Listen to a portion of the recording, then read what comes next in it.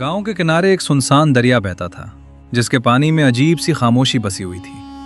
हवा भी दबे कदमों चलती जैसे कोई राज छुपा हो। इसी दरिया के पार जरखेज जमीनें थीं जहां गंदम सोने की तरह चमकती थीं और हारिस दूर खड़ा हसरत से देखता रहता था। हारिस रोज दरिया के किनारे आता, एक कदम आगे बढ़ाता और फिर रुक जाता। उसके दिल में ख्वाहिश और खौफ एक साथ टकरा जाते, जैसे कोई उन देखी ताकत उसे रोक रही हो। जैसे ही वो करीब पहुंचता, मछली फरोश करीम अचानक कहीं से जाहिर हो जाता।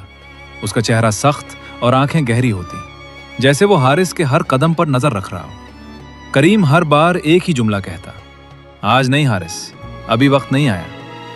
ये अल्फाज हारिस के दिल में अजीब सा खौफ भी जगाते और शदीद गुस्सा भी भर देते। हारिस का मसला सिर्फ ख्वाहिश नहीं, उसकी विरासत थी। दरिया के पार वो जमीन उसके बाप की थी, जिसे बरसों पहले छोड़ दिया गया था और अब वो उसे वापस हासिल करना चाहता था। गांव वाले सरगोशियों में कहते, करीम को कुछ पता है, वो यूं ही नहीं रोकता। ये बातें हारिस के दिल में और ज्यादा बेचैनी और उलझन पैदा कर देती। एक रात हारिस ने दिल ही दिल में पक्का फैसला कर लिया, कल मैं किसी की नहीं सुनूंगा, हर हाल में दरिया पार करूंगा। उसकी आंखों में जिद जल रही थी। रात भर उसे नींद ना आई।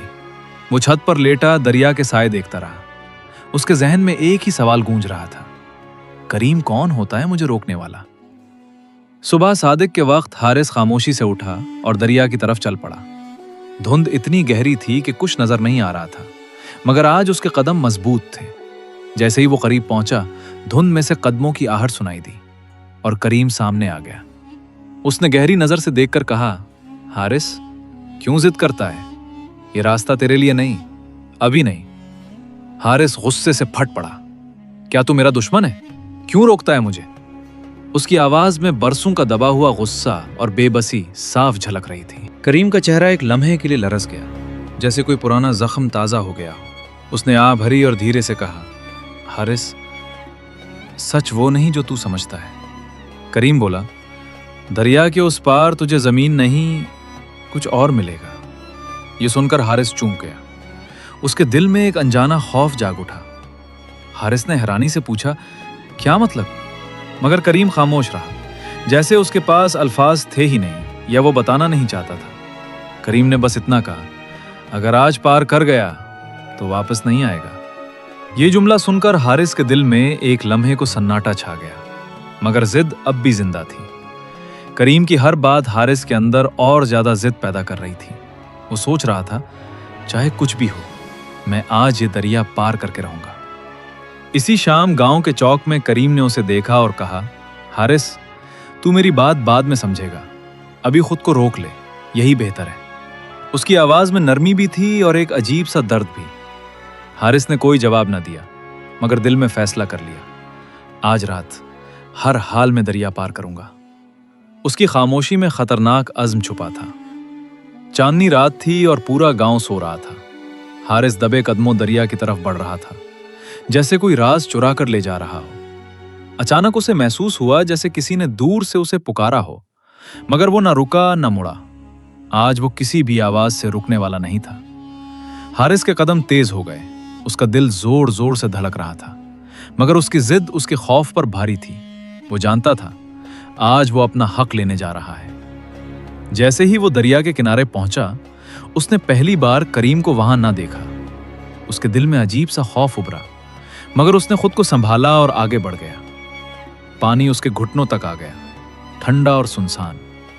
हर कदम के साथ उसे ऐसा लग रहा था जैसे दरिया उसे अपनी तरफ खींच रहा हो। अचानक पीछे से एक आवाज गूंजी, हारिस रुक जा। वो चूक कर ठहर गया। दिल जैसे सीने से बाहर निकलने को था। ये करीम था, मगर इस बार उसके चेहरे पर गुस्सा नहीं बल्कि खौफ था। वो तेजी से दौड़ता हुआ आया और हारिस का बाजू पकड़ लिया। हारिस चीख पड़ा, छोड़ दे मुझे, तू कौन होता है मुझे रोकने वाला। उसकी आवाज में गुस्सा और बेबसी दोनों शामिल थे। करीम की आंखों में आंसू आ गए। उसने कांपती आवाज में कहा, हारिस मैं तेरा दुश्मन नहीं, तेरी हिफाजत कर रहा हूं। करीम ने कहा, अगर आज तू पार कर गया तो वही होगा जो तेरे बाप के साथ हुआ था। यह सुनकर हारिस के दिल की धड़कन जैसे रुक गई। हारिस ने लड़सती आवाज में पूछा, मेरे बाप के साथ क्या हुआ था। उसकी आंखों में खौफ और बेचैनी साफ नजर आ रही थी। کریم خاموش ہو گیا، جیسے اس کے دل پر کوئی بوجھ ہو جو الفاظ میں بیان نہیں ہو سکتا۔ فضا میں ایک عجیب سا سناٹا چھا گیا۔ حارث نے بے چینی سے کریم کے کندھے پکڑ لیے۔ مجھے سچ بتاؤ۔ اس کی آواز میں درد اور بے قراری صاف محسوس ہو رہی تھی۔ کریم نے آسمان کی طرف دیکھا، جیسے پرانی یادیں اس پر ٹوٹ پڑی ہوں۔ اس کی آنکھوں میں ماضی کے سائے صاف نظر آ رہے تھے۔ وہ دھیرے سے بولا، تیرا باپ بھی یہی دریا پار کرنا چاہتا تھا، مگر وہ درمیان میں ڈوب گیا۔ یہ سنتے ہی حارث کے چہرے کا رنگ اڑ گیا۔ حارث نے گھبرا کر پوچھا، تو کیا وہ صرف پھسل کر گرا تھا؟ اس کی آواز میں امید بھی تھی اور خوف بھی۔ کریم نے سر ہلایا، نہیں، سچ اس سے مختلف تھا۔ اس کے الفاظ نے فضا کو اور بھی بھاری کر دیا۔ کریم بولا، اس رات میں بھی دریا میں تھا، میں نے اسے بچانے کی پوری کوشش کی، مگر اس کی آواز بھر گئی۔ اس کے ہاتھ میں ایک تھیلا تھا، وہ اسے چھوڑنے کو تیار نہیں تھا، اور اسی وجہ سے پانی نے اسے اپنی طرف کھینچ لیا۔ حارث نے حیرت سے پوچھا، اس تھیلے میں کیا تھا؟ اس کے دل میں ایک انجانا خوف ابھر رہا تھا۔ کریم نے جواب دیا، سونے کے سکے۔ وہ انہیں دریا کے پار دفن کرنا چاہتا تھا، مگر اس کا لالچ اس پر بھاری پڑ گیا۔ یہ سن کر حارث جیسے پتھر کا ہو گیا۔ اس کی دنیا ایک لمحے میں بدل گئی۔ وہ سچ جسے وہ کبھی جان نہ سکا تھا، آج اس کے سامنے کھڑا تھا۔ حارث کے ذہن میں سب کچھ بکھر گیا۔ وہ زمین جسے وہ اپنی وراثت سمجھتا تھا، دراصل ایک لالچ کی کہانی نکلی۔ اس کا دل ٹوٹ کر خاموش ہو گیا۔ اس نے آہستہ سے سر جھکا کر پوچھا، پھر تم مجھے کیوں روکتے ہو؟ اس کی آواز میں اب غصہ نہیں، صرف درد تھا۔ کریم نے کانپتی آواز میں کہا، کیونکہ میں نے تیرے باپ سے وعدہ کیا تھا کہ میں تجھے اس راستے پر نہیں جانے دوں گا۔ حارث کے قدم ڈگمگا گئے۔ اس نے پہلی بار کریم کو دشمن نہیں بلکہ اپنا محافظ محسوس کیا۔ اس کے دل میں نرمی آ گئی۔ حارث نے بھرائی ہوئی آواز میں کہا، تم نے مجھے پہلے کیوں نہیں بتایا؟ اس کی آنکھوں میں آنسو چمکنے لگے۔ کریم نے نرمی سے جواب دیا، کیونکہ سچ اگر وقت سے پہلے بتایا جائے تو بوجھ بن جاتا ہے۔ میں چاہتا تھا تو خود سمجھ کر رکے۔ اسی لمحے دریا کی سطح پر جھاگ اٹھنے لگا، پانی جیسے بے چین ہو گیا ہو۔ حارث خوف زدہ ہو کر پیچھے ہٹ گیا۔ کریم بولا، یہ دریا پرسکون نہیں، یہ جسے لے لیتا ہے واپس نہیں کرتا۔ اس کی آواز میں خوفناک حقیقت چھپی ہوئی تھی۔ حارث نے لرزتی آواز میں پوچھا، اب میں کیا کروں؟ اس کے اندر کی ساری ضد جیسے ختم ہو چکی تھی۔ کریم نے اس کے کندھے پر ہاتھ رکھا اور کہا، اس زمین کو چھوڑ دے، اس پر لالچ کا سایہ ہے اور یہی تیرے لیے بہتر ہے۔ حارث نے اپنے دل پر ہاتھ رکھا۔ اس کے باپ کی خواہش اور اپنی امیدیں ایک لمحے میں بکھر گئی تھیں۔ اس کی آنکھوں میں درد اور حقیقت کی چبھن صاف نظر آ رہی تھی۔ کریم نے نرمی سے کہا، کبھی کبھی ہم جس چیز کو اپنا حق سمجھتے ہیں وہ حق میں ہی آزمائش ہوتی ہے۔ اس کے الفاظ دل میں اترتے جا رہے تھے۔